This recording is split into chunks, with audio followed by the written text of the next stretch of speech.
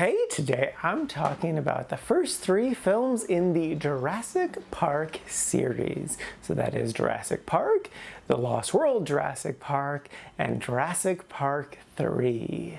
First up is Jurassic Park. This is a 1993 film directed by Steven Spielberg, and this is Spielberg at his peak, man. Like, hot damn, is this movie incredible. Everything about it is iconic. Like, every single scene is just iconic. The costumes, the characters, the music. Oh my god. The effects are still incredible. The story is so much fun and so interesting. They perfectly captured wonder. Like, oh my god, that in and of itself is amazing. And like, the action is tight. The character beats are so interesting, especially Alan Grant, who definitely for me, him and Ellie Sattler really carried the film for me. Just like their charisma, but also like their stories were super interesting. Their chemistry together was so great. They just seem like ancient friends who just really know each other in and out, and it's fantastic. There was also a surprising amount of jokes. It felt very Marvel-esque because of how quippy it was, which was surprising, but I was honestly fine with. I liked the shift in the second half to thriller. That really worked. I was also surprised but happy with how banged up the kids got. Like, they weren't afraid to put these kids in peril and have them bleed or get electrocuted. And also just like the natural way that everyone separated off into different groups. It felt very organic. That all being said, it was difficult watching this film, this time as an adult, knowing that the writer, Michael Crichton, is a huge climate denier, and that chaos theory is his whole reasoning for why no one should believe in climate change. With it all basically boiling down to, because the equation for being able to predict climate includes everything, we can't do a simulation that does account for everything. Thus, it's impossible for us to do future predictions of where global climate is going. Basically, just the math is too big. But that's not how math works. That's also just not how this science works. That, like, you don't need to account for everything to get a fairly accurate prediction of what lies ahead in the future. It's all Jeff Goldblum's character, Ian Malcolm. He is just meant to be Michael Crichton's mouthpiece for all of his climate denying stuff. Jeff Goldblum is incredibly charismatic and obviously very handsome in this, but anytime he spoke, I just rolled my eyes so hard because I'm just like, no, you're just so wrong with everything you're saying. Like his one line, oh my god, they're arguing about how we shouldn't be bringing dinosaurs back. His argument was that nature selected them to go extinct. How dare we undo what nature selected? But like the way he's talking about nature as if it has some grand cosmic plan, as if it's God, when it was a frickin' asteroid that killed them all off. Mother Earth did not be like, oh, I hate these dinosaurs, let's kill them with an asteroid. Nature didn't select anything. It was random chance that killed them off. What are you saying? That argument is nothing. Other people have definitely debunked everything he says more eloquently than I can. But man, oh man, is it just frustrating. That being said, I still love this movie. It was a fantastic movie. It's in my highest ranking. It's a really liked because it's iconic. There's so many just incredible things about it. It's a wonderful movie and experience that I would wholeheartedly recommend. It's just this one really dumb aspect of the movie puts a big old stain on it. So yeah, do love this film. Obviously recommend it. If you've never seen it before, definitely give it a watch. If you have seen it before, it's definitely worth a rewatch. Just, you know, chaos theory is bullshit. Next up is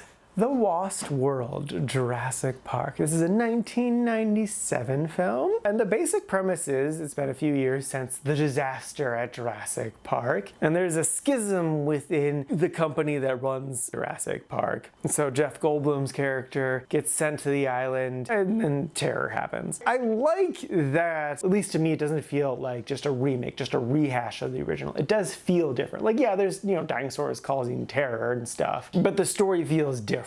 I definitely liked all of the new dinosaurs. I think that was a lot of fun. I forget the name of it, but the one does the ram thing where it runs its head into stuff. Love that one. There's a lot of them, so I can't shout out all of them, but yeah, I like the new dinosaurs. I'm glad they expanded that. I liked the opening with the little girl getting mauled. I thought that was fun, though it was weirdly really undercut with a yawning joke. Didn't care for that. I also just really didn't like the story. I didn't find it all that interesting. Like, there's all these dick measuring contest stuff that I'm just like, oh my god, can we please not? This is too much. A specific scene I'd like to complain about is the cliffhanging scene. I felt like that went on for forever. I definitely tuned out, and when I came back in, I was like, oh shit, we're still here. Tuned back out again. Let me say some positive things though. I liked the San Francisco sequence. It kind of felt tacked on and didn't make the most sense, but I thought it was fun. It felt very iconic. It felt like the only iconic part of this movie. I liked how small the T-Rex was. Like, they didn't make it like this insanely huge thing that's like towering over skyscrapers. It's not a kaiju. It's a real life living thing that's only like, what, 20, 30 feet tall? So like, it's huge, it's giant compared to people, but like, you know, our buildings are still taller. So like, that felt realistic and fun. Yeah, I don't know. I liked it. I thought it was fine. It definitely didn't feel anywhere near as solid as the original. I did think it was interesting to not bring back a lot of the characters, which is a positive thing, I would say. The movie didn't feel the need to bring back everyone. It's just the most important people for this story. So yeah, would I recommend it? But if you really want to, like, it's not a bad movie, but like, it definitely pales in comparison to the original, but that is a big hurdle to get over. So yeah, if you really enjoyed the first one and want to keep going, yeah, you can watch the second one. Just, you know, lower your expectations. And lastly is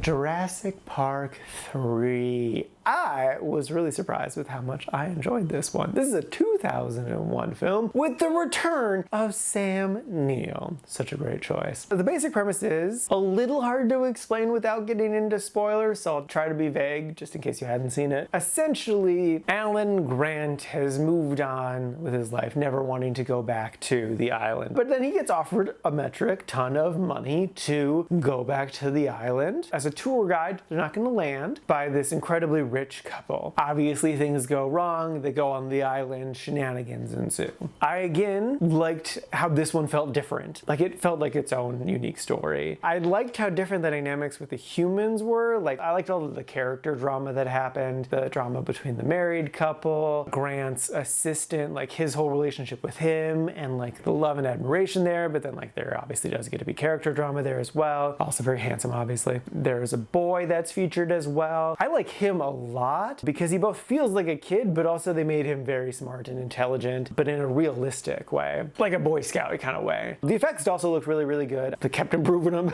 I didn't super care for the Noonbane dino. Like, I just didn't get his motivations and why they're doing anything. I did like the motivation of the raptors. I think the whole raptor story worked really, really well. They made them more intelligent, which felt very natural and like not too absurd or anything. And then like their motivation for like hunting these guys down was perfectly logical, and just, it was a good story. Again, Sam Neill, it was so great having Sam Neill back. He just like breathed life into the movie. I love Sam Neill, and just, yeah, no, he was a delight. I'm so happy he came back for this one. There are definitely silly moments and dumb things that happen, but like the movie moved at such a great pace that I never really minded. We never dwelled on the stupid things. So like I could just kind of zone out for a second. We're just on to the next scene. I'm like, oh sweet, all right, cool, we're good. Favorite sequence was probably everything with the pterodactyls. It was really good. It was really well done. Definitely were some silly moments in there, but I don't know. I was just wrapped up in the excitement of it, so I really didn't mind in that instance. So yeah, no, I thoroughly enjoyed this one, and I would totally recommend it. If you wanted to skip the second one and go to this one, I would say you could. They do reference the second one, but like you just need to know something happened in San Francisco, and that's it. So yeah, no, thoroughly enjoyed this movie. Totally recommend.